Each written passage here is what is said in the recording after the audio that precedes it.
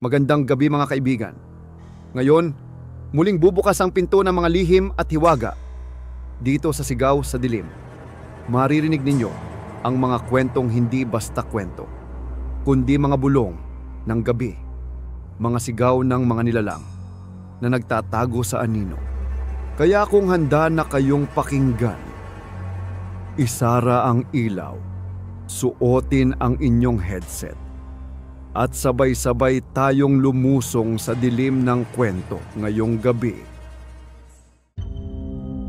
Masipag kumayod para makaipon na magkaibigang kabataan na sina Anton at Carlos. Minsan ay may namataang kakaibang puting matching sa kagubatan nang mag-uling sila roon. Nagtalo pa ang magkaibigan tungkol sa kakatuwang matching na sabi-sabi ay mahiwaga at lubhang tuso. May mga haka-haka si Carlos tungkol sa matching na yon na kinokontra naman ni Anton. Habang nagtatalo sila, may isang nilalang na lihim silang minamatyagan. Hanggang sa dahil sa pagiging padalos-dalos ni Carlos ay mapapaharap ang magkaibigan sa isang panganib sa gubat na yon. Makukuha nila ang mutya sa dulo ng buntot ng matching, pero yun pala ay susi na magbubukas para makatakas mula rito ang isang matagal nang nakakulong na espiritu ng pinuno ng mga aswang na si Maruha. Dito nalalantad si Aling Chedeng, ang ermitanyang dating isang aswang na may misyong muling magbangon ng bagong lipi ng mga aswang para magiganti sa baryo ng magkaibigan. Paano kaya matatalo ng magkaibigan ang puwersa ni Maruha at ni Aling Chedeng sa pamamagitan ng nakuha nilang mutya? Magiging mas komplikado pa ang lahat ng isa sa kanila ang mayayanggaw. Hanggang saan kaya hahantong ang kapalaran ng magkaibigang Anton at Carlos? At sino naman kaya sina Erom at Matsepong na makakaengkwentro rin nila sa gubat? Kumusta naman ang lolo ni Anton na si Lolose? May maiaambag kaya siya sa magkaibigan? Tunghayan po natin ang kapanapanabik at makapigil hiningang kwentong ito ng katatakutan at kababalagan. Ngunit bago po ang lahat mga idol, huwag po nating kalimutang mag-subscribe sa aking YouTube channel na The Voice Addict at sa mga kwento ni Apong Isaac, at i-hit din po natin ang notification bell para lagi tayong updated sa mga bagong kwento na puno ng katatakutan, kababalaghan at kapupulutan din ng mga aral sa buhay. Simulan na po natin ang kwento. Maaga pa ay may lakad na naman ang 18 anyos na binatang si Carlos. Naglalakad siya sa maalikabok na daan ng medyo liblib na baryo ng Kabigaan sa probinsya ng Sorsogon. May sukbit siyang bag sa likod na gawa sa hinabing hibla ng yantok. May sukbit din siyang mahabang gulok sa kanyang bewang. Nakapuruntong siya na maong at nakalumang kamisetang chino. Ay nako! Ay, kailangan ko magmadali ngayon na mapuntahan si Anton. Kung kahapon ay natapos na namin ang pagkukopra at pangangaso, ngayon naman ay mag-uuling kami sa gubat. Kailangan makarami kami nang mabilis kaming makapag-ipon para sa balak namin pag-aaral sa bayan sa susunod na pasukan. Lalo pang binilisan ni Carlos ang kanyang paglalakad. Habang daan ay biglang may namataan siyang banakon na tumatawid sa makipot na daan. Dahil dito ay umarangkada na naman ang kanyang pagiging padalos-dalos. Aba, may banakon! Pwes, mahuli nga ang isang ito. Masarap tong ihawin eh. Pandagdag sa uulamin namin mamaya sa gubat.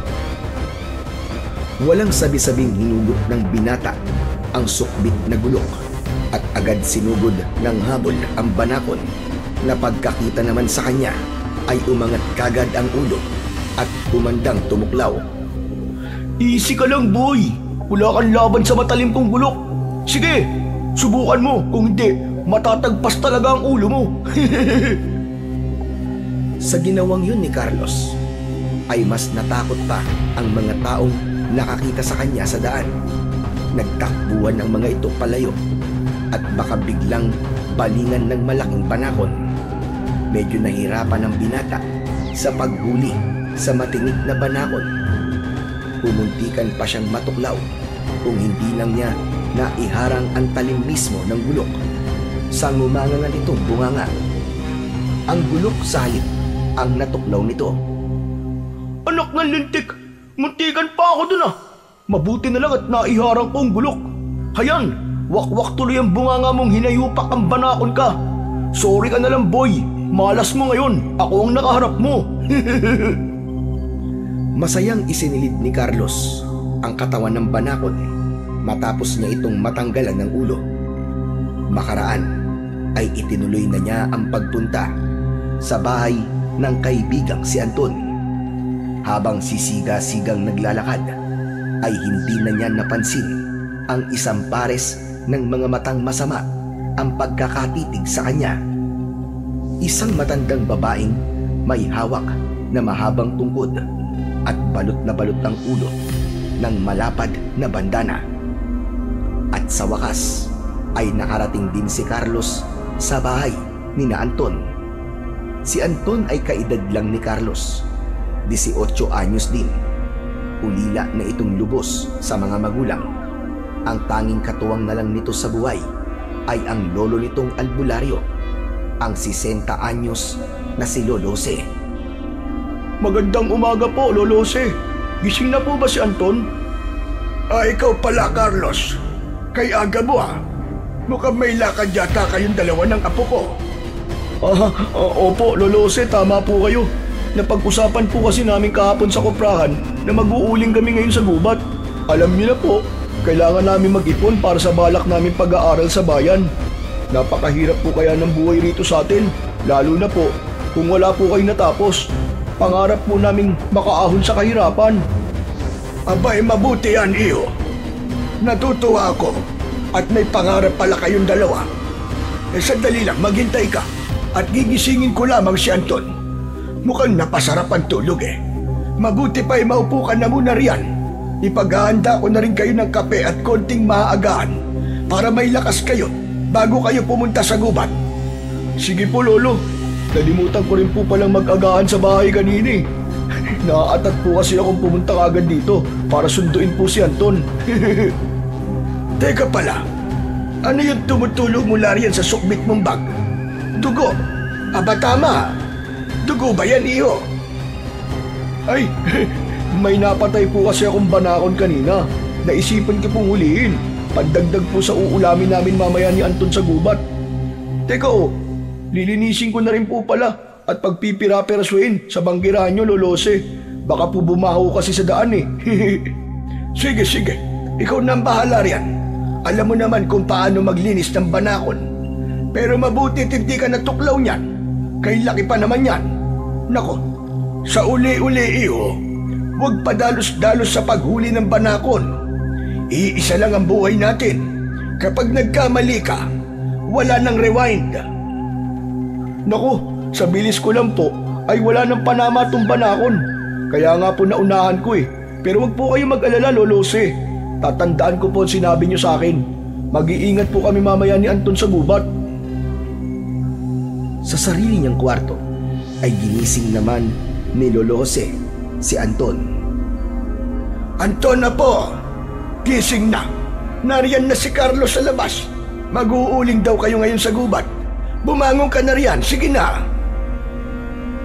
Agad namang nag-inat na bumangon si Anton pagkarinig ng pangalan ng kanyang kaibigan. Napatingin pa siya sa lumang orasang nakasabit sa dingding. Nariyan na po pala kagad si Carlos. Hindi halatang atat ang loko ah. Lolo, ipagtimplan niyo nga po kami ng kape. Malamang hindi pa po nag-aagahan yun. O siya, yun nga ang sinabi niya sa akin kanina. Labasin mo na siya. Nandun sa banggiran. Naglilinis ng banako na napatay daw niya kanina. Alam mo yung kaibigan mong yan. Kahit kailan padalos-dalos, pasalamat siya at hindi siya natuklaw ng ahas na yon. Kung hindi, malamang napaglalamayan na siya. Kaya ikaw, Apo, wag mo siyang gagayahin na. Mataan mo palagi yung kaibigan mo. At kung mapahamak yon, ay baka madamay ka pa. Nako, palagi ko naman pong pinagsasabihan yun, Louie. Ugali niya na po talaga ang pabigla-bigla ng kilos. Kung ano po ang una niyang maisip, ginagawa kagad nang hindi mo na nag-iisip. Kaya kapag nagdidesisyon kaming dalawa, ay kailangan magsasabi muna siya sa akin. Mabuti na lang po, nakikinig naman sa akin kahit papano. Ang problema lang po ay kung mag-isa lang siya. Mahirap din talaga ang may ugaling katulad ng sa kanya, Apo. Kaya ikaw ay ingatan mo ang pakikisama sa kanya. Maging wais ka. Huwag mong hayaang maipahamak ka niya. Kabisado ko na po yan, Lolo. Lagi niyo na lang pong bilin sa akin yan eh. Huwag niyo po akong alalahanin. Alam ko po kung paano ko impluwensya ng kaibigan ko. Mabuti naman po siyang kaibigan eh. Yun lang talaga ang problema sa kanya. Ang maging padalos-dalos. Paunti-unti po eh, matuturuan ko rin po siyang maalis sa sistema niya yun. O siya, labasin mo na at ipaghahanda ko na kayo na maaagahan. Magmumug ka na rin at amoy imburnal yung bunganga mo. Amoy punyeta. Natawa na lang si Anton nang maamoy ang sariling hininga. Iniligpit na niya ang kanyang higaan at lumabas na ng kwarto. Magsasalo-salo na sila sa agahan. Ay masaya pa silang nagkikwentuhan. Matapos naman mag-agahan, ay naghanda na ng kanilang mga gamit ang magkaibigan. Nang aalis na sila, ay kay Rami pambilin ni Lolose. Carlos, Anton, Apo, yung palagi kong bilin sa inyo, hani. Palagi kayong alerto sa loob ng gubat. Maging mapagmasid palagi sa paligid nyo. Mataan at pag-isipan palagi ang mga bagay na mapapansin yung kakaiba. At sa nga pala, may kakaibang matching daw na namamataan dun sa gubat. Iwasan nyo ang matching na yon, pagkat sobrang tuso raw at baka iligaw kayo sa gubat at hindi na kayo makalabas ng buhay. May nakapagsabi pa sa akin na may kakaibang buntot daw yon. Kung papaanong kakaibang buntot ay wala akong ideya. Hindi ko pa kasi yun nakikita. Hindi na rin naman ako nakakapasok sa gubat. Huwag na huwag din kayo magpapagabi.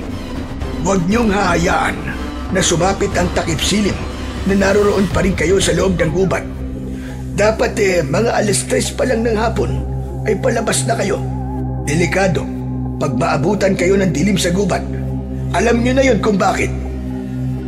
Aswang po ba, Lolose? Huwag po kayo mag-alala. Matagal na po kayong wala ng mga aswang na sumasalakay rito sa lugar natin. Napatay na po silang lahat ng isang grupo ng magagaling na mga antingero. Nakalimutan niyo na po ba yun? Kahit na, Carlos, hindi pa rin tayo dapat magpakampante. At yun nga dahil sobrang tagal nang walang sumasalakay rito, baka naman bigla-bigla na namang may lilitaw uling aswang. Mas maigi na yung lagi tayong nakahanda. Sa bagay, tama po kayo, Lolo. Carlos, sundin na lang natin si Lolo. Wala namang mawawala sa atin kung mag-iingat tayo, di ba? Lalo na ikaw, padalos-dalos ka pa naman. Napakamot na lang ng kanyang ulo si Carlos habang palipat-lipat ang tingin kina Lolose at Anton. Halatang may gusto pa sanang sabihin, pero sinarili na lang. O siya, sige, tara na, Anton. Paano po, Lolose? Alis na po kami. Kayo rin po mag-iingat ha. Kasi mag-isa na lang po kayo dito. O sige na, lumakad na kayo. Anton, Apo, yung mga itinuro ko sa yung mga herbal na alaman, kung sakaling kakailanganin nyo ha. Ikaw na rin ang bahala riyan sa kaibigan mong padalos-dalos. Mataan mo yan palagi. Naka, si Lolo talaga oo. Hayaan niyo po, magpapakawais din po ako sa loob ng gubat. Sisikapin ko din po na maging hindi padalos-dalos. Lumakad na nga ang dalawang magkaibigan. Nang iwanan nila si Lolose, ay hindi na nila napansin ang bulto ng isang taong nagtatago sa likod ng isang malapad na puno malapit sa bahay ni na Anton. Lihim itong nagmamasid. Yun ay walang iba, hindi ang matandang babae na bandang una pa man ay parang sinusundan si Carlos. Matalim ang pagkakatitig na nanlalalim nitong mga mata. Nang nakapasok na sa gubat sina Anton at Carlos, ay naging paksa ng kanilang pag-uusap ang tungkol sa matching na binanggit ni Lolose. Siya nga pala, Anton. Nakita mo na ba yung tinutukoy ni Lolose na kakaiba raw na matching na may kakaiba ring buntot? Ang tagal na natin pumapasok sa gubat pero kahit minsan, wala pa yata tayong namamatang kakaibang matching ah. Saka, may matching pa ba rito sa gubat sa lugar natin? Pagkakaalam ko wala na eh. Meron pa namang ilang matching dito, Carlos. May ilan akong nakikita rito minsan. Siguro kaunti na lang sila, kaya madalang na lang sila magpakita sa mga tao. Iwas na rin siguro sila sa tao dahil nga pati sila ay hindi na pinapatawad ng mga mangangaso rito. Pinakatay na rin nila ang matching? Ew! Hindi pa ako nakakatikim ng karne ng matching. Pero kahit kailan, ay hindi ko susubukan makatikim nun. Nakakatakot, baka kapag kumain ka ng matching, baka unti-unti ka na rin magmukhang matching. Kaya siguro karaniwan ng mga nangangaso rito sa atin ay pumapangit ang mga itsura. Tignan mo, parang mga gorilla na. Sira ulo ka talaga, walang ganun. Hindi naman siguro nakakaawa sa itsura ng tao ang pagkain ng karne ng matching, no? Baka dahil sa sobrang stress lang, kaya yung mga mangangaso dito sa atin pumapangit. Tayo na lang, sa kakakayod natin, para makapag-ipon medyo nagmumukha na rin tayong mama Kaya pagkatapos nating mag-uling ngayong buong araw, ay baka kailangan muna nating magpahinga ng isang araw bukas. Para naman makabawi tayo sa sobra-sobrang pagod natin. Napatingin si Carlos sa sariling katawan at kinapakapa ang muka. Maging kay Anton ay napapasulyap siya. Teka, aba oo nga no. Ngayon ko lang napansin ang itsura mo, Anton ah. Medyo mukha ka na nga mama.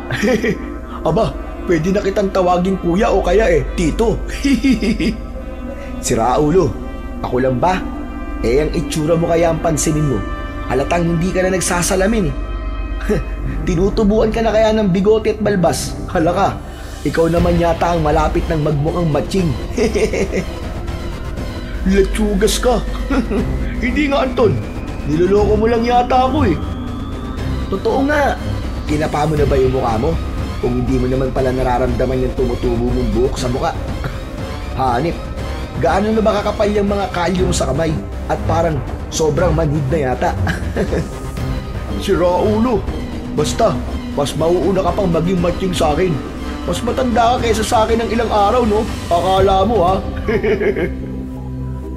Sa pagbibiruan na yon ng magkaibigan, ay hindi na nila napapansin na nakasunod pala sa kanila ang matandang babaeng nakatalukbong ng malapad na bandana.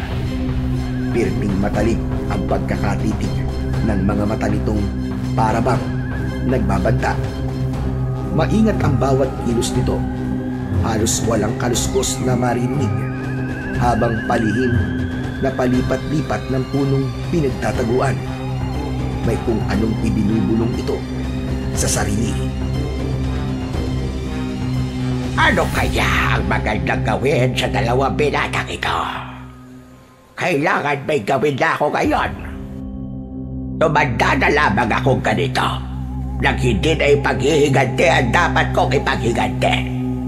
Humanda kayo mga taga-baryo.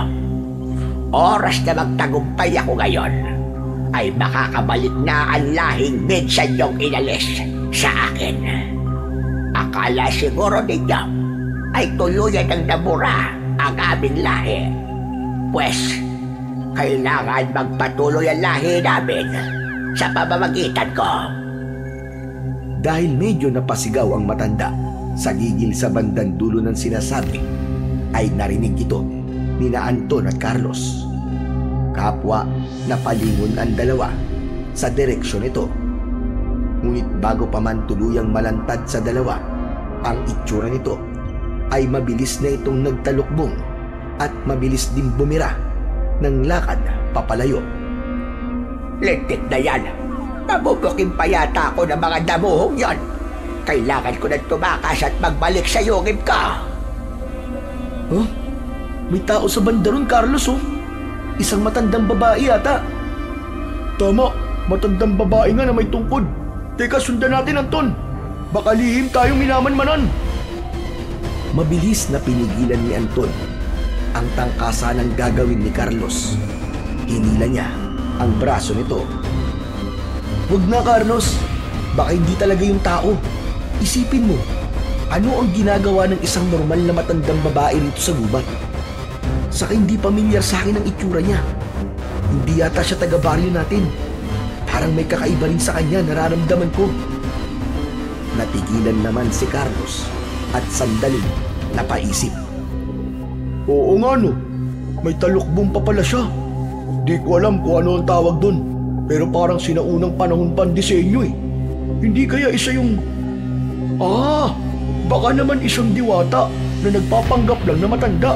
Naku, dapat masundan natin yun, Anton. Malay mo, humihingi ng tulong. Tapos, bilang kapalit, ay bigyan tayo ng anting-anting. Tara na, sundan natin, dali! At dali-dali nang tumakbo si Carlos pasunod sa direksyong kinaroroonan kanina ng matandang babae. Halatang excited ito sa naisip. Anak ng, ang tigas naman talaga ng ulo nito. Kahit kailan talaga. Kapag tayo napahamak, Carlos, ha? Kasalanan mo talaga, ha? Bilisan mo na lang ang pagsunod, Anton. Uy, ayun! Nakita ko na matanda, tumawid sa mga batuan sa makipot na parte ng sapa. Dalian mo, Anton! Tara! Baka makawala yun! Galit na nilingon ng matanda ang sumusunod ditong si Carlos. Maya-maya pa ay mabilis itong nagtago sa isang palumpong nang makita nitong nadapa ang binata. May dinukot ito sa bulsa ng suot na lumang duster. Isang botelyang may lamang langis. Nagbuhos ito ng onte sa palad at inihaplos sa balat. Pagkaraan ng ilang sandali ay unti-unting nagbago ang anyo nito. Carlos? Carlos, tasan ka? Carlos! Nandito ako, Anton! Aray ko! Ang paa ko! Ang sakit! Kamalas naman eh! Bakit ba kasi may nakausling ugat dito ng puno? Aray ko! Medyo nag-alala si Anton nang mamataan niyang namimilipit na nakaupo sa damuhan si Carlos. Hilot-hilot nito ang nasaktang paa. Oh, bakit? Ano nangyari sa'yo? Yan! Sabi na kasing wag nang sundan ng matandang yun.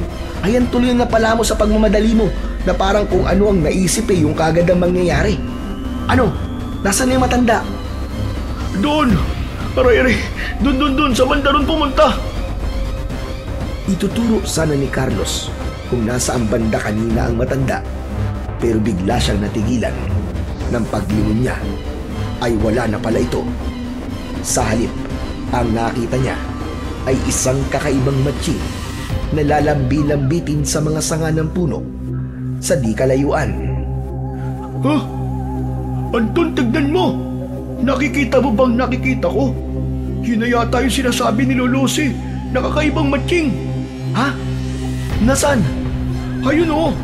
Isang puting matching na may kakaibang buntot. Kumikinang ang dulo ng kanyang buntot. Talagang kakaiba siya. Itinutok ni Anton ang kanyang mga mata sa direksyong itinuturo ng nguso ni Carlos. Nanlaki pa ang kanyang mga mata nang makita ang puting matching. Oo nga no, puting matching. Naku, baka yan na nga talaga ang sinasabi ni Lolo.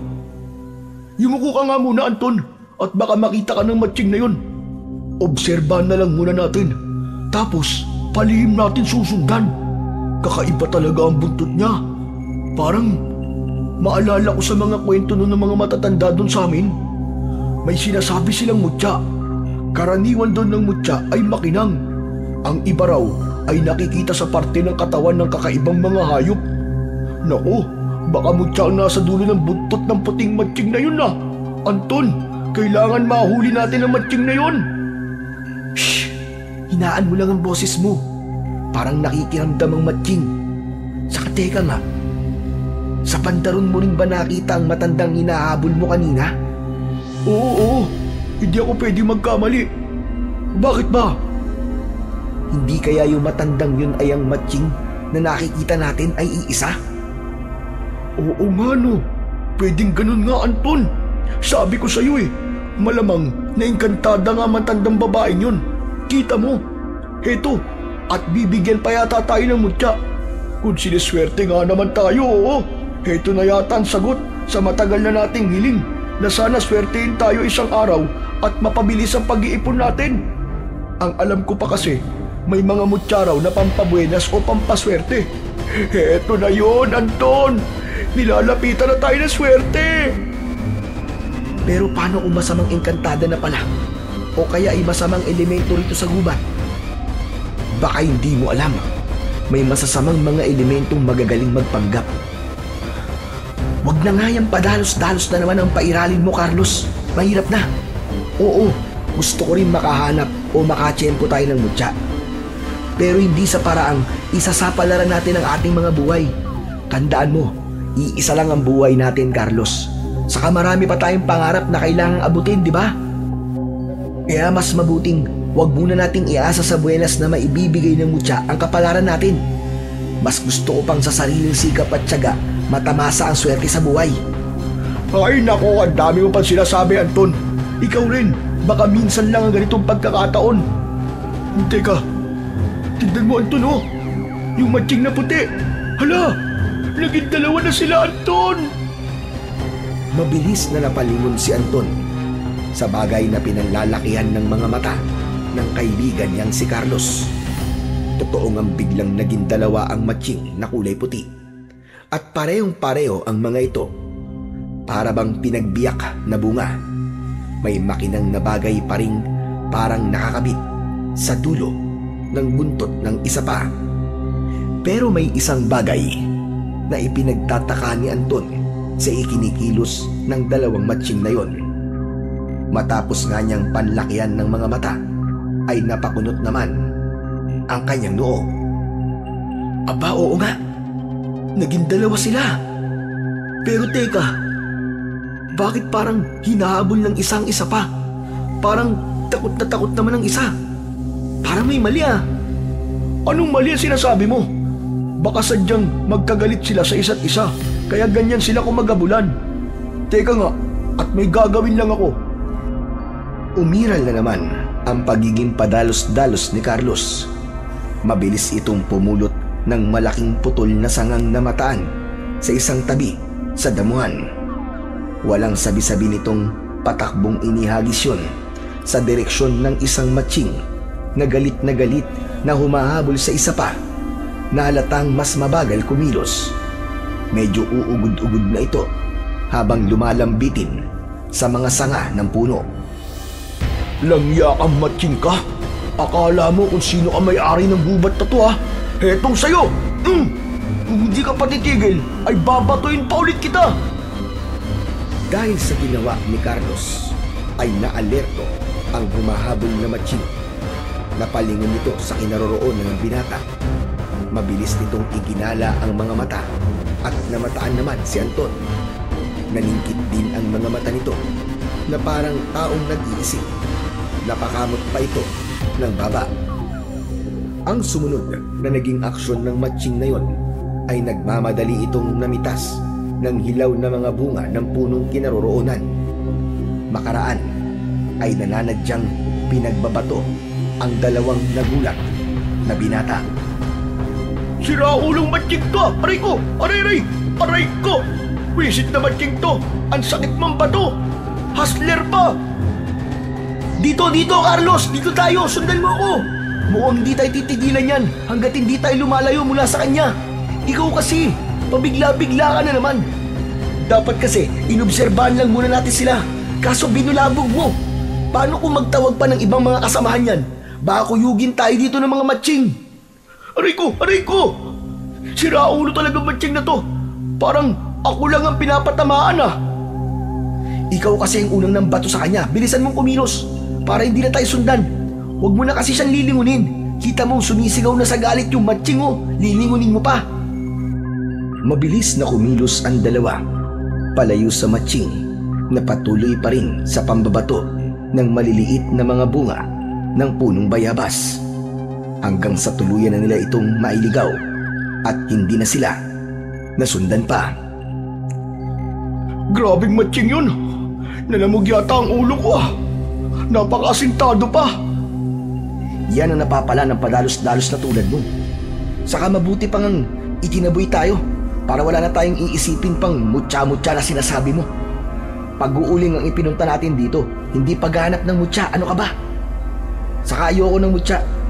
Mahirap ding magtaglay ng mutya. Ang pagkakaalam ko may responsibilidad na maaatang sa'yo kapag nagkaroon ka nun. Hindi lang basta swerte ang dala nun. Hindi pa ako handa sa ganung responsibilidad. Taka na siguro kapag tumungtong na ako sa edad na 30 o 40. Basta ako, kapag nandyan na ang pagkakataon, ay sasambutin ko na kagad.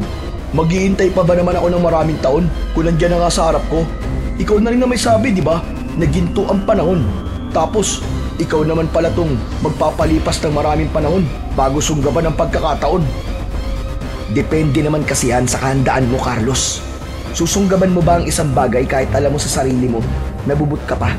Halimbawa, mag-aasawa ka ba kagad kahit wala ka pang ipambubuhay sa magiging pamilya mo dahil lang may nobya ka na? Siyempre, ihahanda mo muna yun para sa kinabukasan nyo bago mo pakasalan ang nobya mo at bago kayo bubuo ng isang pamilya. Ganun yun, Carlos. Hindi pa dalos-dalos. Ang layo naman yata ng halimbawa mo sa mutya. Saka ano ba bang poproblemahin mo sa pagkakaroon ng mutya kung swerte naman ang ibibigay sa'yo? Kahit ano pa sigurong iatang sa balikat mo makakaya mo dahil pinaglalaanan ka rin ng mutya mo. Ay nako, bahala ka na nga rin sa katwiran mo. Alam mo, hindi konsentidor ang mga mutya. Karamihan na nagtataglay ng mga ito ay ang mutya din ang pumipili. At pumipili sila ng mga karapat-dapat at may magagandang katangian na sigurado ko na wala sa'yo. Hindi rin sila napipilit na makuha. Kapag pinilit mo tong kuhanin, ikaw rin na mapapahamak. Habang nagkakatwiranan ang magkaibigan, ay wala silang kamalay-malay na nasa paligid na naman pala ang matandang babae kanina. Nagbalik ito sa dati nitong anyo. Habang nakikinig sa usapan ng dalawa, ay napapangisi ito. May ibinubulong na naman ito sa sarili habang nagtatago sa likod ng isang malagong palumpong. Aha! Tamang-tama ito. Pwede ko pala silang lidlangin para kunin nila ang mutya sa buntot ng puting matching na yon. Lalo na ang isang binatang yon na padalos-dalos pala. Doon ako sa isa tututok at mukhang mas madali ko lang siyang mahihikayan. Konting pagmamasid pa, Jedeng, at magtatagumpay na rin sa wakas ang plano mo. Dahil sa mga huling sinabi ni Anton, ay parang nasaktan naman ang damdamin ni Carlos. Palihim nitong sinamaan ng tingin ang kanyang kaibigan.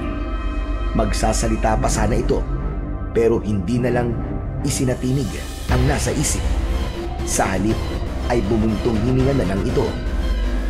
Hayan, tama yan, Carlos. Magalit ka sa kaibigan mo. Siguro naman ay sapat na yan para sa balak ko sa inyong dalawa. Panahon mo na talaga ngayon, Jedeng. Umaayon sa'yo ang tadhana. At nagtuloy na nga sa pag-uuling ang dalawang binata. Sa kasagsagan ng kanilang ginagawa ay naging hindi madaldal si Carlos na naging pabor naman para sa binatang si Anton. Kada may inuutos ang huli, sa una ay basta na lang sumusunod. Palagi itong palihim na nakairap sa huli. Kasabay nito ay panaka-naka itong lumilinga-linga sa paligid. halatang inaabangan ang muling paglitaw ng puting matching. Oh, anong nililingon-lingon mo riyan, Carlos? Inaabangan mo ba yung puting matching? Hindi saka wala ka na ron. Mabuti pa ituloy na lang natin itong pag-uuling para mabilis tayong makarami. Oh, tignan mo yung apoy sa banda mo. At baka kumalat. Naku, baka matupok itong buong gubat sa pagpapabaya mo, Anton. Sa pagkakataong yon, ay si Anton naman ang napapasimangot sa napapansin sa kanyang kaibigan. Palihim niyang tinatansya kung ano kaya ang binabalak nito. Nilinga-linga din niya ang paligid ng gubat. May naririnig siyang kung ano-anong kaluskos at mga huni ng ibon. Kahit paano ay nabunutan siya ng tinik sa dibdib nang wala siyang narinig na huni ng matching.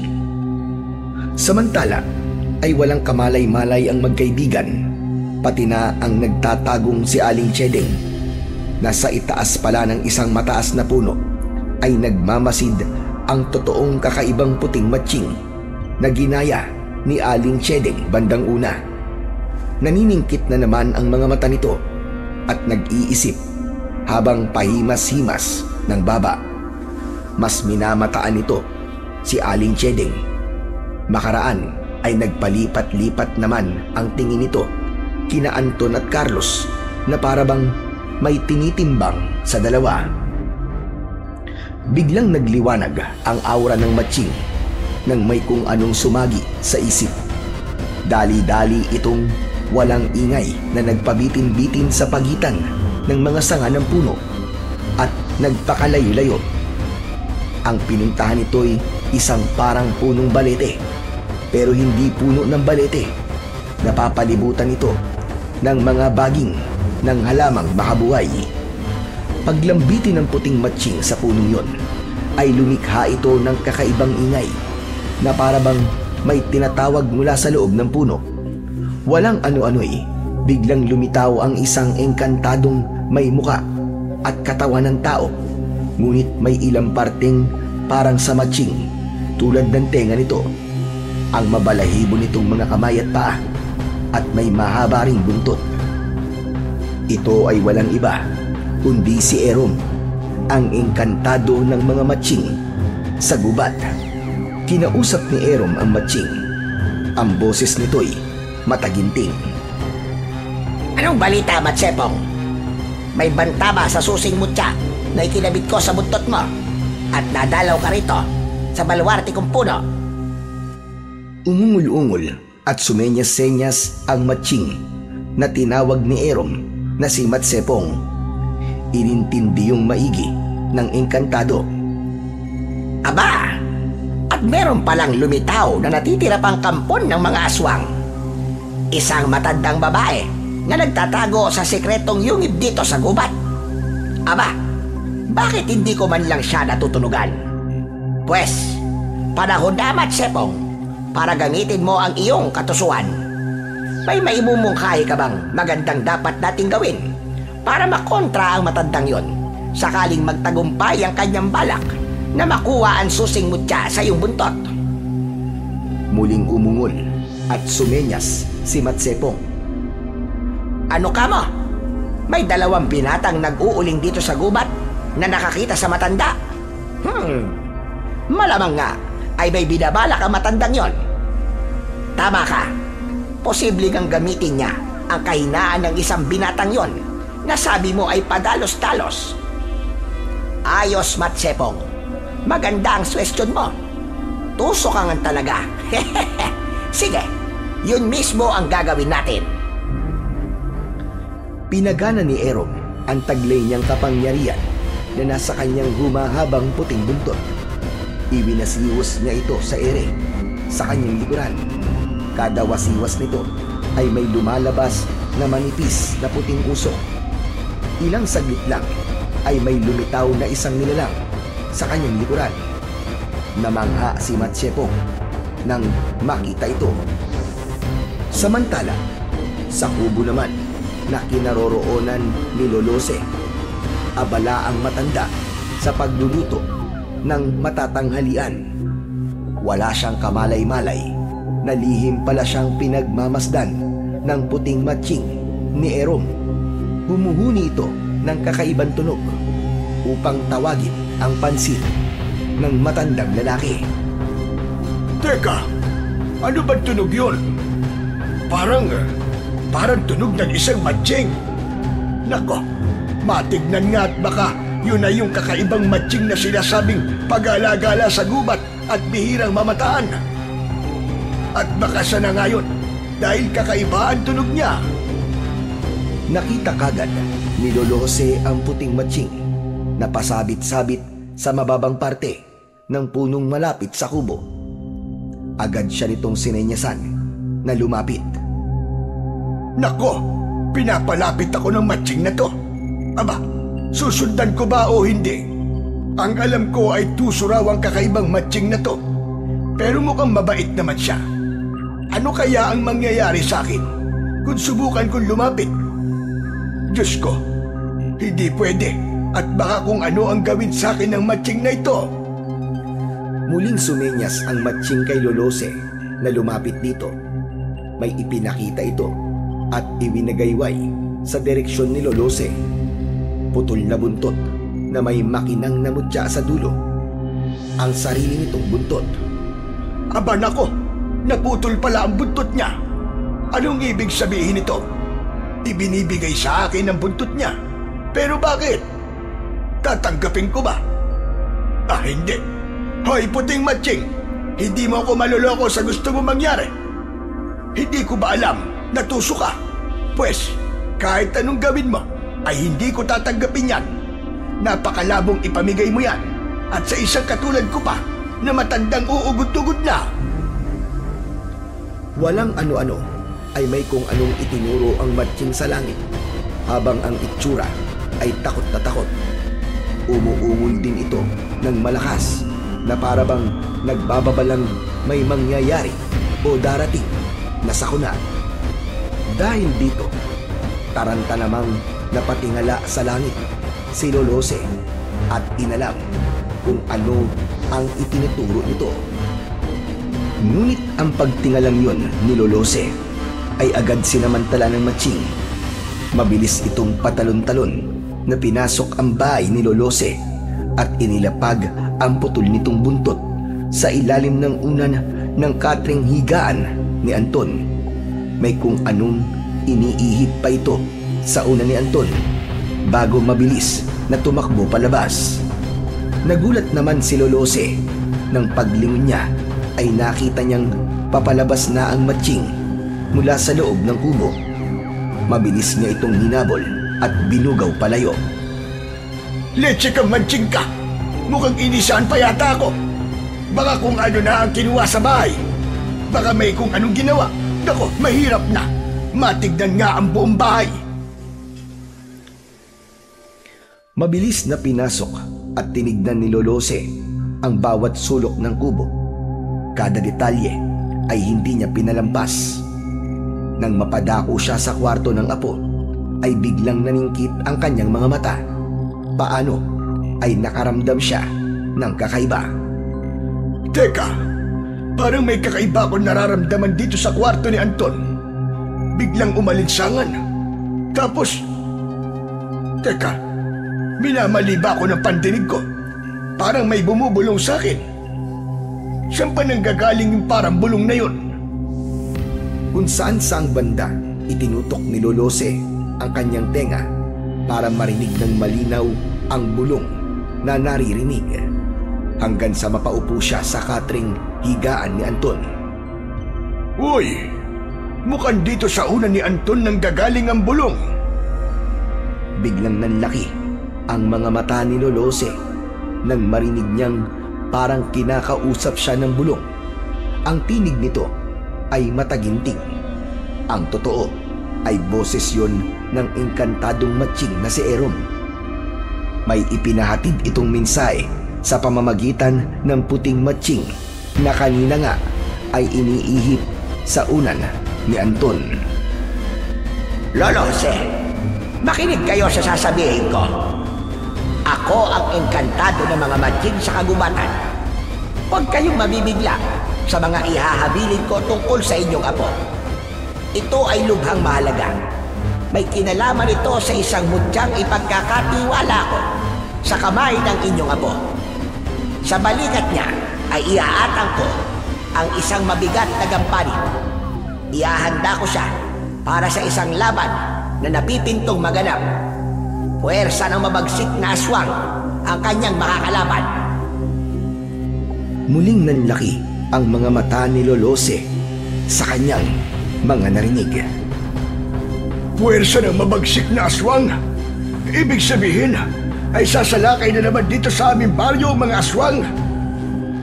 Ngunit hindi sinagot ng tinig ni Erom ang tanong ni Lolose. Ang tinig kasi nito ay pahatid lang at hindi aktwal na tinig ng engkantado. Ito ay mahigpit na lihim lang muna sana natin, Lolose. Tayo-tayo lang sana ni Anton ang nakakaalam. Huwag niyo itong ipagsasabi kahit kanino. Kahit pa sa kaibigan ng iyong apo na si Carlos. Hindi dapat malaman ng espiritu ng aswang na si Anton ang tagapag-ingat ng totoong mutyang ipinadala ko sa inyo sa pamamagitan ng alaga kong puting matching na si Matchepong. Ingatan at itago niyong maigi ang buntot ng matching na may mutya sa ilalim ng unan ni Anton. Mahigpit na bilin ko lamang na wag niyo itong hahawakan. Si Anton lamang ang pwedeng humawak nito at magtanggal ng mutya mula sa buntot. Marami pang ibinilin ang tinig ni Erom kay Lolose. Si Lolo Jose naman ay basta nakinig lang ng maigi. Hindi na siya nagtanong-tanong pa pagkat nakatunog din siya. Napahatid na tinig nga lang ang kumakausap sa kanya, kaya hindi siya sinasagot. Samantala, pabalik sa parte ng gubat kung saan naroroon sina Anton at Carlos. Ang huli ay lihim na iniwanan saglit ni Anton na abala sa paglalagay sa sako ng kanilang mga nauling. Napansin kasi ni Carlos ang muling paglitaw ng puting matching na nagpapabitin-bitin sa mga puno. Maingat at walang ingay itong sinundan ng binata. Ang puting matching naman ay parang nananadyang hindi pansinin si Carlos kahit paminsan-minsang nakakalika ng maingay na kaluskos. Aba, parang umaayon sa akin ang pagkakataon na. Hindi ako pinapansin ng matching. Ramdam kong gusto rin yata talagang ibigay sa akin ng matching na yun ang mutya ng buntot nito. Ito na swerte ko. Ayos! Walang kamalay-malay si Carlos na inaakay pala siya ng puting matching papunta sa lagusan ng isang kuwebang pailalim sa lupa. Nang malapit na si Carlos sa sekretong lagusang natatakpan lang ng mga damo at makapal na baging, ay biglang nag-ingay ng malakas ang puting matching na para bang may tinatawag. Walang ano-ano ay mabilis itong nagtago sa mayayabong na mga puno nang lumitaw sa bumukas na lagusan ang matanda na si Aling Chedeng. Pareho pang nagulat sina Carlos at ang matanda nang magtama ang kanilang mga mata. Aba, may naligaw pala rito. Pwes, tamang-tama ang pagparito mo. Narinig ko kanina ang hodi ng matching. Dumaan ba rito, Tino? Naku, opo. Ang totoo po sinusundan ko po yung puting matching na may kakaibang makinang nabuntot eh. Hindi ko po kasi sinasadyang mapagawi rito. Huh? Mukhang yung puting matching talaga ang pakay mo. Tama ba ako? Oo, alam niyo po ba tungkol sa matching na yon? Oo naman. Alam na alam ko.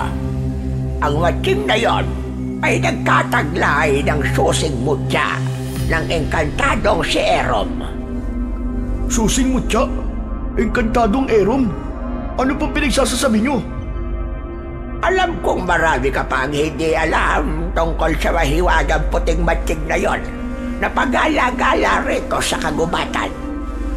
Matagal na akong nakatira sa gubat na ito at masasabi kong kabisado ko na ang lahat dito. Alam kong gusto mong makuha ang mutya ng puting matching na nakita mo. Wes, tutulungan kitang makuha ang mutyang yon. Alam mo ba, kapag nakuha mo ang mutyang yon, ay puputaktihin ka ng swerte. Naku, opo. Yan nga po ang dahilan kung bakit gusto ko po makuha ang buntot ng mahiwagang puting matching. Pagod na po ako sa kakakayod para lang po makapag-ipon. Gusto ko na pong maabot sa lalo madaling panahon ng mga pangarap ko sa buhay. Kaya ang pagkakataon pong ito na makakuha ng pampaswerteng mutya ay hindi ko po palalampasin. Tama yun, iho. Ngayon nga ay umaayon na sa iyo ang pagkakataon. Nandito mismo ako para tulungan kang makuha ang buntot ng matching na yon. Ay siya, total at katuklasan mo na rin ang sikreto kung lunggang yungib, ay pumasok ka na muna rito. Bibigyan kita ng mga magagamit mo para mas madali mong mahuli ang puting matching. Hindi mo ba alam na sobrang tuso ng matching na yon? Naku, gaano nga po ba katuso ang matching na yun?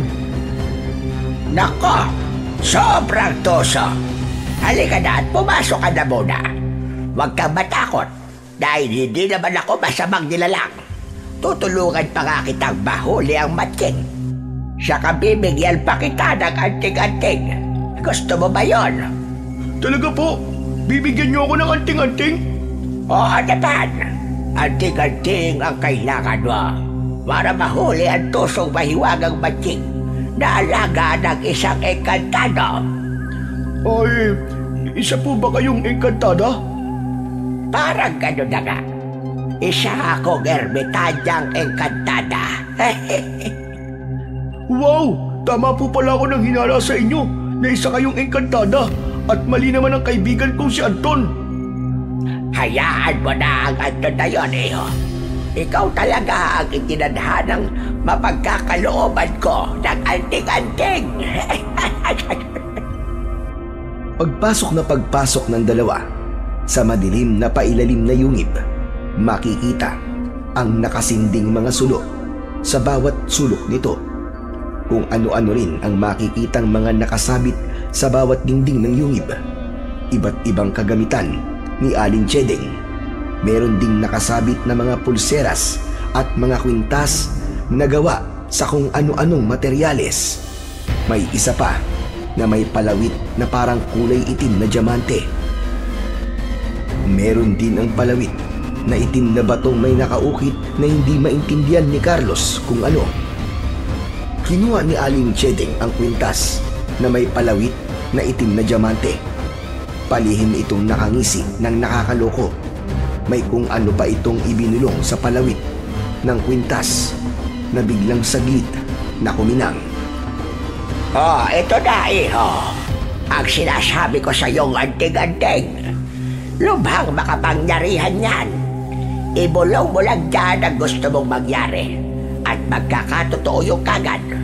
Halimbawa, kapag ibinulong mo rito na kailangan mong mahuli ng walang mintis ang mahiwagang matching, ay tutulungan ka nito kagad na mahuli ang matching na yon, kahit gaano pa ito katuso.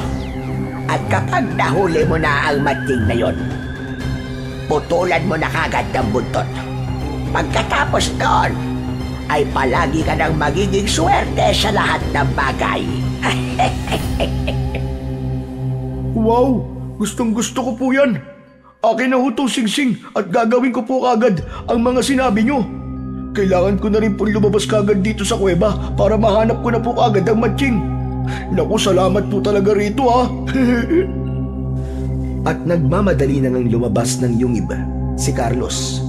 Ang mga mata niya ay kumikislap at hindi na halos mapalis-palis sa bibig ang maluwang na pagkakangiti.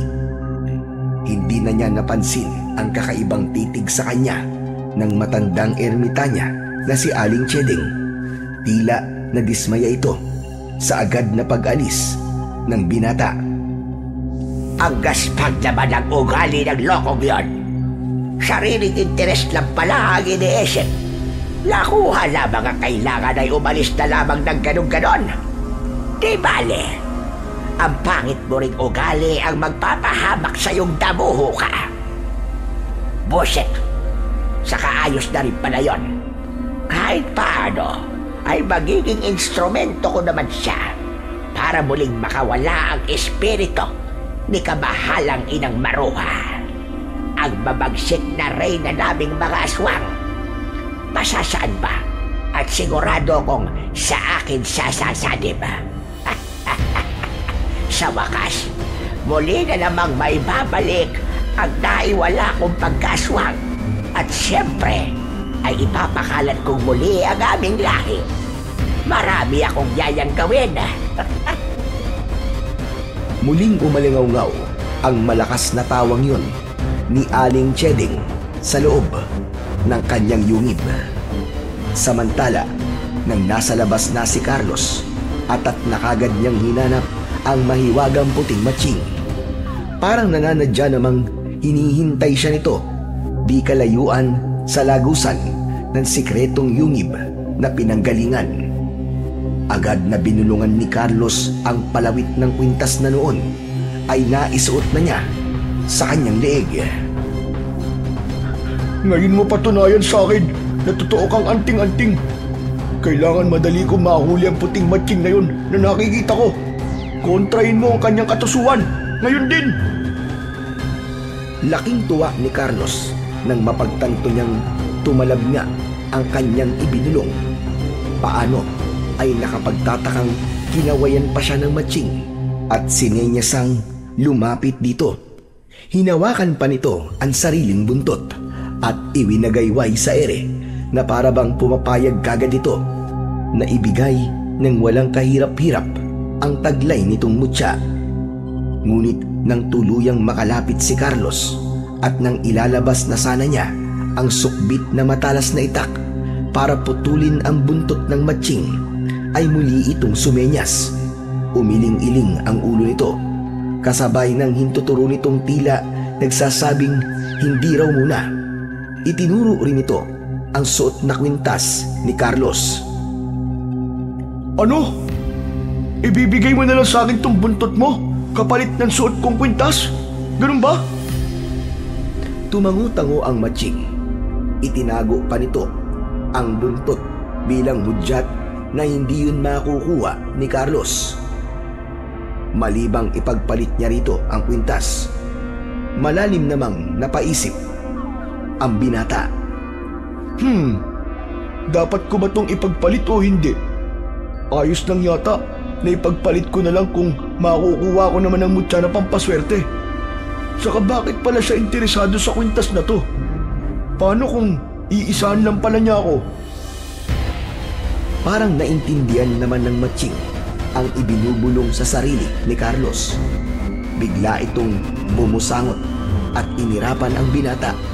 Makaraan ay tinangka nitong lumayo na lang matapos iwagayway ang buntot at bawiin itong parang ipinagdadamot.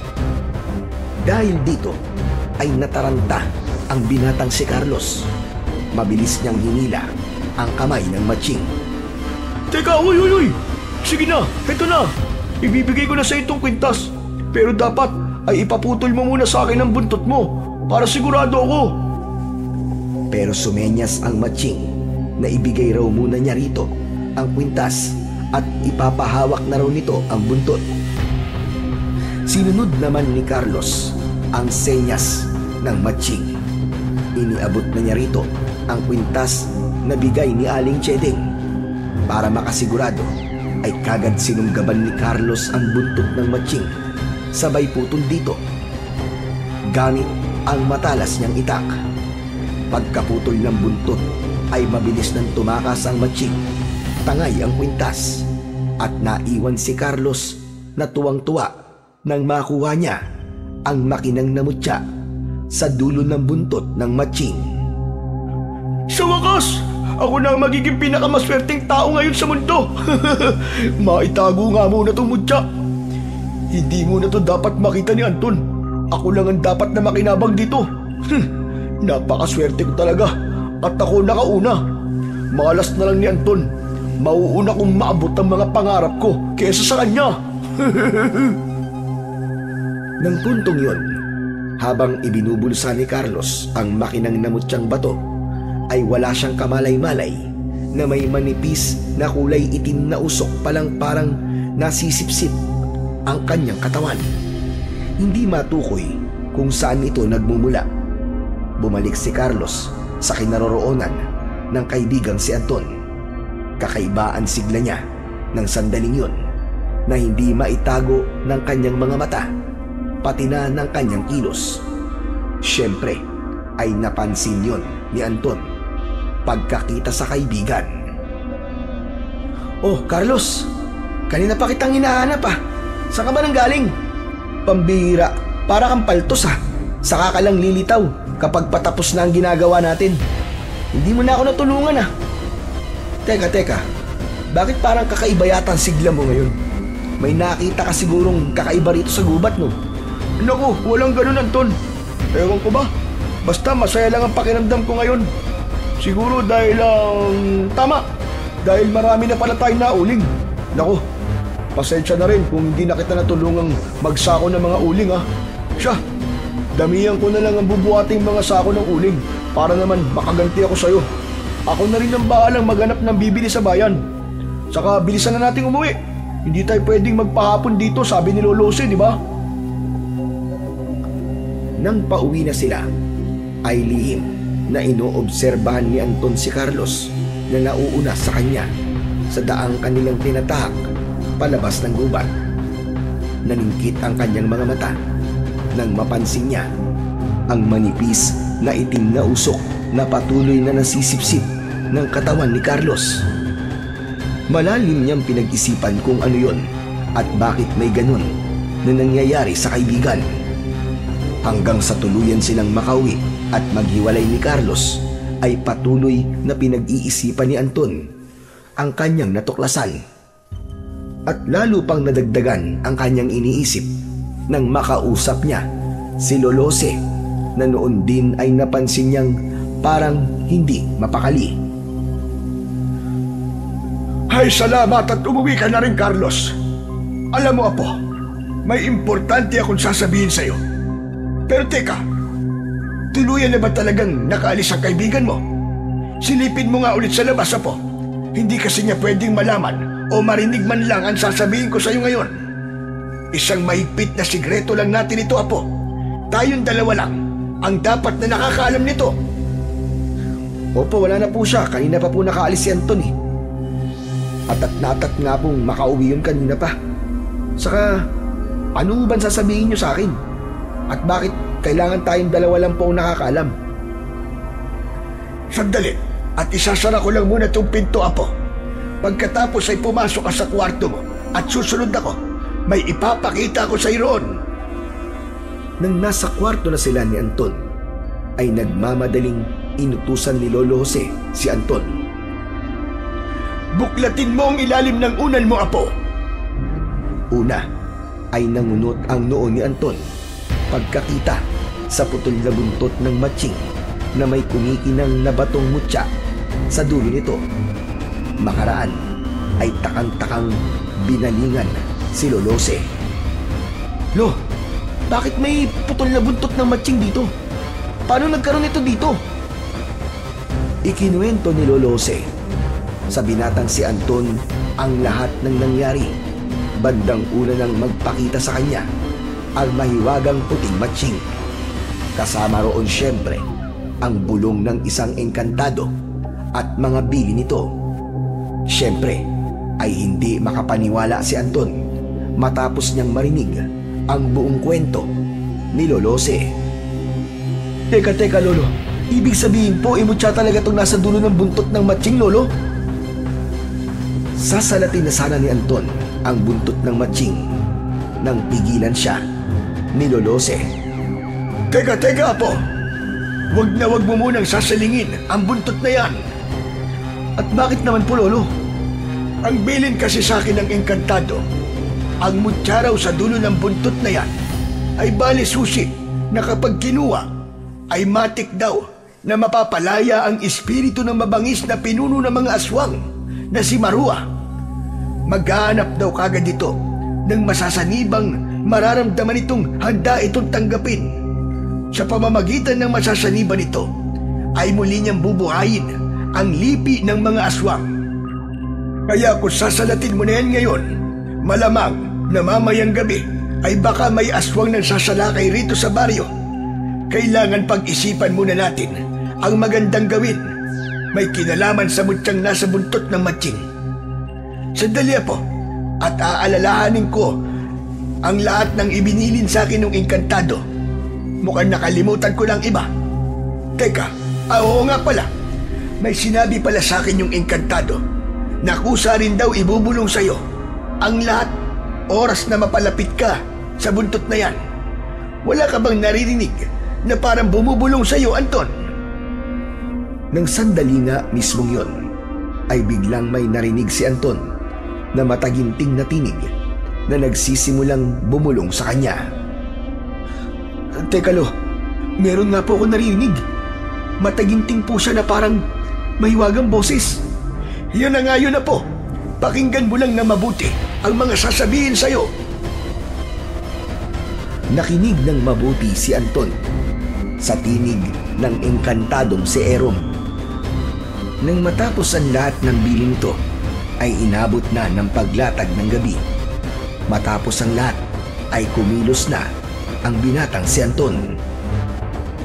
Lo, alam ko na kung paano hahawakan ang buntot ng matching na to at kung paano makukuha ang batong mutya nang hindi nabubuksan ang pinto ng kulungan ng espiritu ng pinuno ng mga aswang na si Maruha. Kailangan ko pong kumuha ng malinis na puting tela na siyang ibabalot ko sa mga kamay ko. Ganun ba, Apo?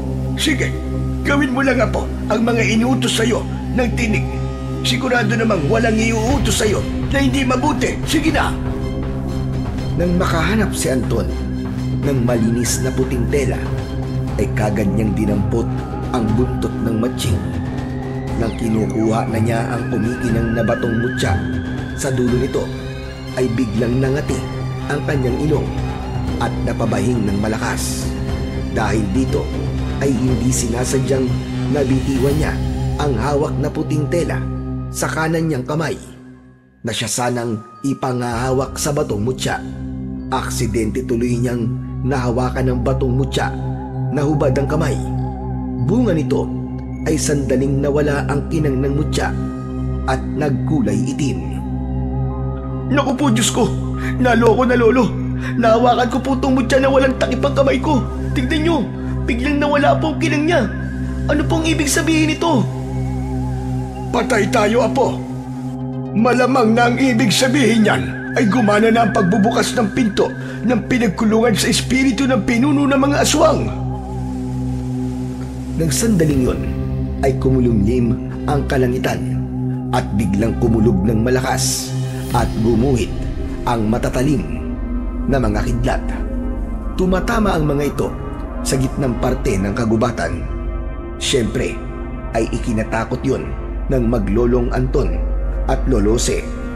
Si Aling Cheding naman, samantala ay kumikinang ang mga matang lumabas sa kanyang lunggang yungib. Nakapinta sa kanyang mga labi ang labis na kasiyahan. Aha! Sa wakas, ito na ang aking pinakahihintay. Salamat kay Carlos at nabuksan din ang pinto ng kulungan ng espiritu ni Inang Maruha. Inang Maruha, narito ako. Usa kong ibinibigay sa iyo ang aking sarili. Sumanib ka sa akin ngayon din, Ina. Ipaghihiganti ko ang sinapit ng angkan natin sa kamay ng mga antingero noon sa baryong ito. Wala nang mga antingero rito ngayon. Panahon na para pagbayarin natin silang lahat. Muling dumagundong ang mas malakas pang kulog at gumuhit ang mas matatalim pang mga kidlat. Ang iba pa ay pumalibot kay Aling Cheding. Kasunod nito ay may napakaitim na usok na parang may isip na tinalunton ang kinaroroonan ng matandang babae. Pumasok ang itim na usok na ito sa katawan nito. Bunga nun ay nangisay ang buong katawan ni Aling Cheding pagkat sumasanib na rito ang espiritu ni Marua. Unti-unting nagbago ang kanyang itsura. Naging isang nakakatakot at mabangis na aswang. Bumuwaghag na parang mga alambre ang alon-alon at puting buhok ng matanda. Tinubuan ng pagkatutulis at pagkatatalas na mga kuko ang kanyang mga daliri sa kamay at paa. Naglitawan din ang matutulis na mga pangil sa kanyang bunganga. Ang balat niya ay naglangis at nagkulay sunog na itim. Ang mga mata naman niya ay naging dilat na dilat, ugatan, at ang kulay ay nagbabaga sa kapulahan. Salamat din ang Marua sa pagtitiwala sa akin. Ipinapangako ko sa iyo, ipapangon ko ulit ang ating lipi. Ngayong gabi rin ay mangyayanggaw ako ng marami. Hindi dapat maubos ang ating lahi. Matapos magpalit ng anyo, ay mabilis nang nilisan ni Aling Chedeng ang kagubatan. Nagtungo siya sa baryo para maghasik ng lagim. Samantala, sa bahay naman ni na Carlos, takang-taka at takot na takot naman ang binata nang mapansing may kakaibang nangyayari sa sariling katawan. Ano to? Ano nangyayari sa katawan ko? Bakit may itim na mga usok na parang pumapasok sa akin? Ano ang ibig sabihin ito? Ito na ba ang epekto ng pagtataglay ko ng mutyang bato ng puting matching?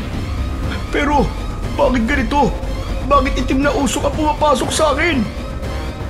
Humarap si Carlos sa salamin para makita kung ano ang talagang nangyayari sa kanyang katawan. Nanlaki ang kanyang mga mata. Sabay na paatras nang mapagmasdang unti-unti na palang nagbabago ang kanyang itsura. Unti-unti na rin siyang nagiging aswang na tulad ng itsura ni Aling Chedeng. Hindi pwedeng maging halimaw ako. Ano nangyayari sa akin? Nagiging mukha akong aswang. Hindi pwede to.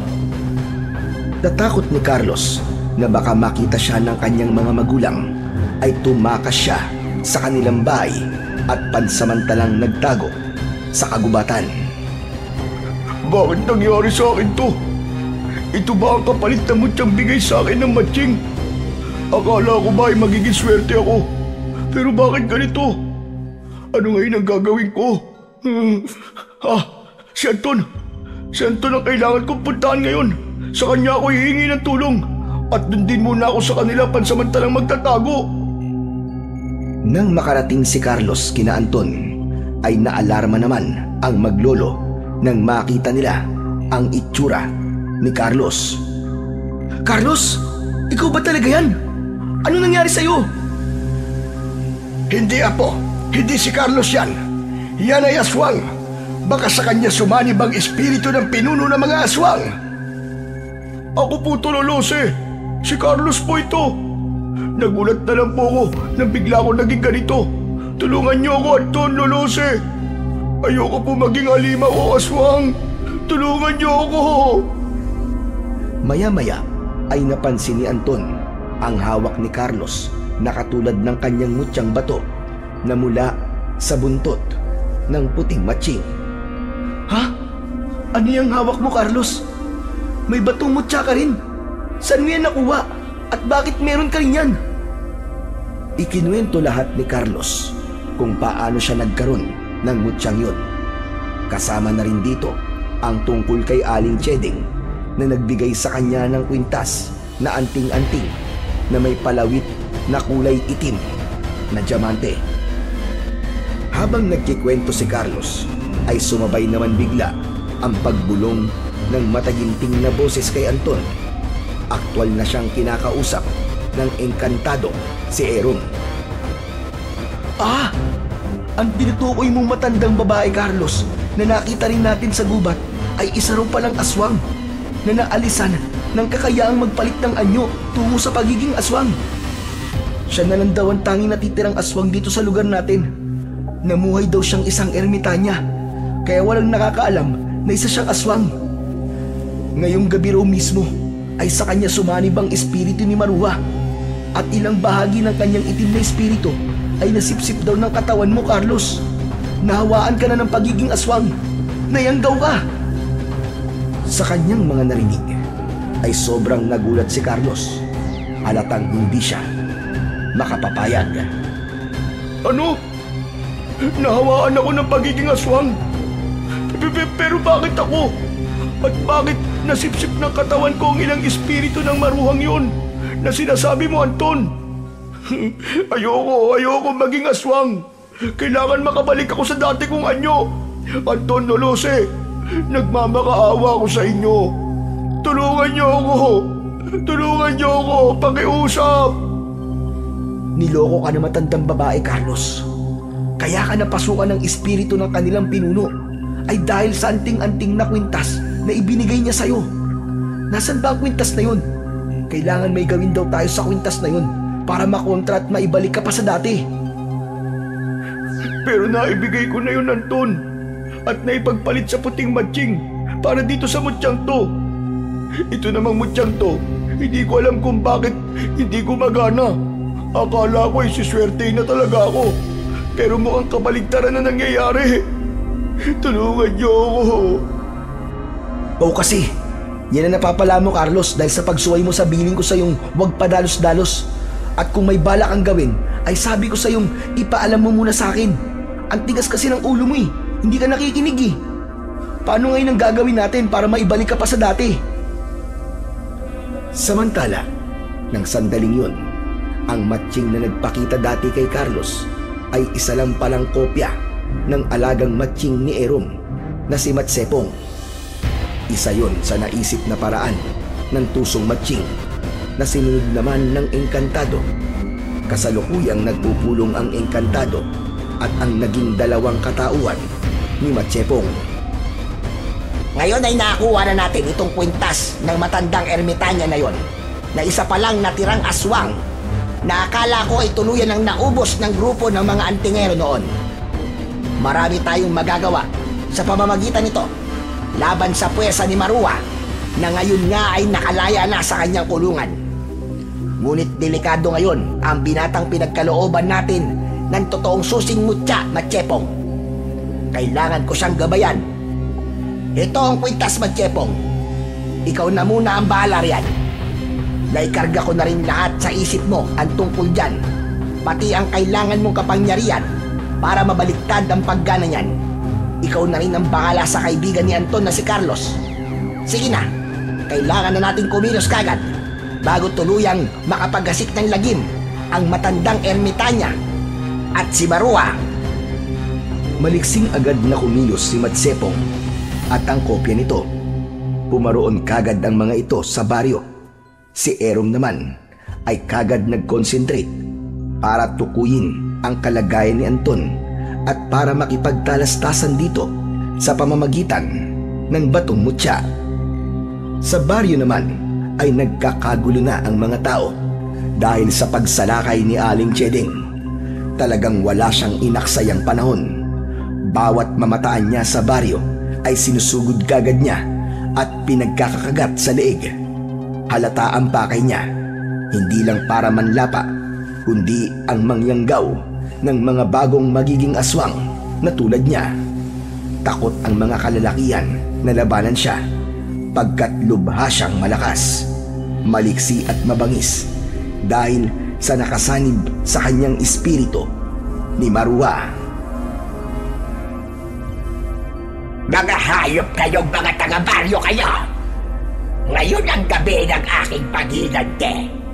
Lahat kayo ay gagawin kong mga aswang. Wala akong ititira sa inyo. Lahat kayo ay magiging mga aswang. Talagang matindi ang kamandag ng laway ni Aling Cheding. Bawat makagat nito ay kaagad-agad nangingisay at nagpapalit ng anyo at nagiging aswang. Binabalingan kagad ng mga ito ang lalo pang nagkakagulong mga tao. Hiyawan doon, hiyawan dito, takbuhan doon, takbuhan dito ang mga tao. Kanya-kanya silang tago sa ligtas na mga lugar. Sige, mga bagong yagdaw, libutin nyo ang buong baryo at hawaan ang lahat. Buong baryong ito ay magiging baluarte ng mga aswang. Hanapin ninyo ang lahat ng nagtatago.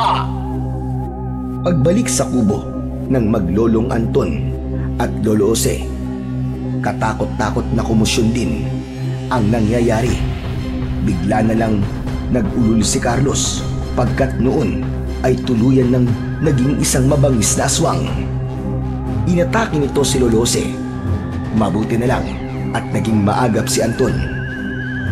Mabilis siyang nakahagilap ng mahabang 2x2 na pinagtatarangkan nila sa pintuan. Yun ang iniharang niya kay Lolo Jose, kung kaya hindi ito nasunggaban ng nanggigigil na si Carlos. Ibinuhos ni Anton ang buong niyang lakas para itulak ang kaibigan si Carlos palayo sa takot na takot na si Lolo Jose. Lolo, bilisan nyo! Magtago kayo at magkulong sa kwarto nyo! Dali! Isara nyo maigi ang pinto at tarangkahan para hindi kayo mapasok! Bilisan nyo na! Pero paano ka, Apo? Baka malapa ka ni Carlos. Ako na po bahala rito, Lo. Hihintayin ko na lang po ibubulong sa akin ng engkantado. Hindi ko pa po alam kung paano pa pagaganahin ng mutya. Sige na po! Diyos ko, mag-iingat ka, Apo. Huwag mong hahayaan na makagat ka ng Carlos na yan. Pagkakaalam ko, ay nakakahawa ang kagat ng aswang. Baka mayanggaw ka. Alam ko po, Lo. Sige na po, magtago na po kayo sa kwarto. Huwag po kayo lalabas hanggat hindi ko kayo sinasabihan. Sige na po, magmadali na po kayo. Matapos masunod ni Lolo Jose ang utos ni Anton, ay hinarap na ng huli ang nag-uulol na si Carlos. Halatang uhaw na ito sa dugo pagkat malalakas ang bawat pagsingot nito sa singaw ng sariwang dugo ni Anton. Pilit idinadamba ni Carlos ang mga kamay na tinubuan ng matutulis, matatalas at nangingitim na mga kuko. Ngunit hindi nito magawang makalmot man lamang si Anton. Higit kasing mas malaki ang pangangatawan ni Anton, kung kaya higit pa rin siyang mas malakas sa kabila ng parang dumoble ang lakas ni Carlos dahil sa pagiging aswang nito. Carlos, ano ba? Itigil mo na to, kaibigan mo ako. Kontrolin mo ang sarili mo, paglabanan mo. Ayaw mong lumala ang pagiging aswang mo. Kung hindi mo ko kontrolin yan, ay lalong mahihirapan tayong ibalik ka sa dati. Carlos! Taglit na natigilan si Carlos. Napasingasing siya ng malakas. Sobra ako nauuhaw at nagugutom, Anton. Hindi ko mapigilan ito dahil naaamoy ko ang sarap ng samya ng sariwa mong dugo at laman. Hindi ko maintindihan, pero parang katagal ko ng sobrang gutom na gutom. Para akong mamamatay kung hindi ko pagbibigyan ng sarili ko, Anton. Sabihin mo nga sa akin, paano ko mapipigilan to? Lumingalinga sa paligid si Anton hanggang sa mamataan niya ang ilang nakakulong na mga hayop sa may kusina. Mga napangaso nila noong nagdaang isang araw pa. May natira pa sa mga ito. Alam ko na, Carlos. Sa kusina, may mga hayop pa doon na natira mula sa mga nahuli natin noong nagdaang araw. Ang mga yun na lang muna ang lapain mo. Magkasya ka na lang muna sa paglapa ng mga hayop. Huwag kang manlalapan ng tao o titikim ng dugo at laman ng tao para may tsansa ka pang makabalik sa dati kung sakali. Pagbaling ni Carlos sa kusina, ay atat na noroon kagad siya nagtungo. Hindi niya pinatawad ang mga hayop na nasa kulungan. Walang sabi-sabi niyang brutal na nilapa ang mga ito. Nangilabot nga si Anton pagkakita sa iniesta ng kaibigan.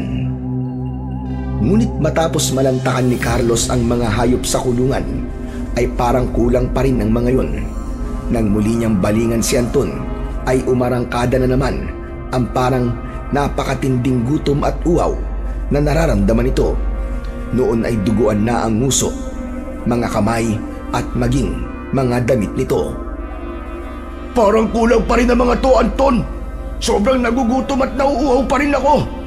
Sariwan dugo at laman talaga ng tao ang hinahanap. At dito nagtatapos ang ating kwento ngayong gabi.